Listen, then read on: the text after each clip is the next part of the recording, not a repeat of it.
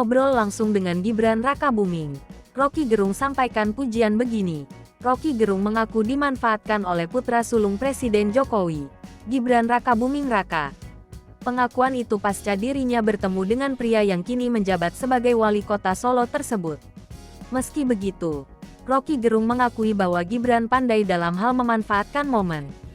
Awalnya, Roky Gerung menceritakan momen dirinya dihubungi oleh istana bahwa Gibran Rakabuming ingin berkunjung ke rumahnya. Roky Gerung pun membocorkan isi pembicaraannya dengan kakak dari Kaesang Pangarep tersebut. Pada kesempatan itu, Roky Gerung juga mengatakan kalau dirinya akan tetap jadi pengkritik terhadap pemerintahan. Menurut Roky Gerung, yang tak kalah penting dari pembicaraan mereka yaitu dirinya memberi pesan bahwa orang seperti Gibran masih akan berada dalam 3 kali pemilu. Tak hanya itu, Gibran juga rupanya sangat mengidolakan Roky Gerung, dan setiap hari menontonnya di YouTube. Roky Gerung pun menegaskan bahwa dalam pertemuan itu tidak ada upaya dari pihak Gibran untuk menariknya ke pemerintahan. Bahkan soal ketangannya pun sempat dipertanyakan langsung oleh Roky Gerung. Kemudian Roky Gerung pun menanggapi postingan di Twitter Gibran yang mengadakan giveaway sepatu untuk para followersnya. Ia memposting fotonya sedang bersama Roky Gerung, bahkan menjadikannya sebagai foto profil.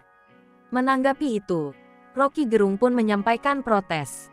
Rupanya, Roky Gerung juga ingin mendapat sepatu tersebut.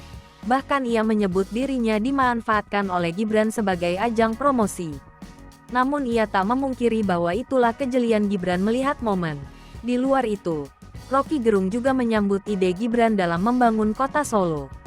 Bahkan ia juga mengaku memberikan saran yang bisa dijadikan pertimbangan oleh Jokowi.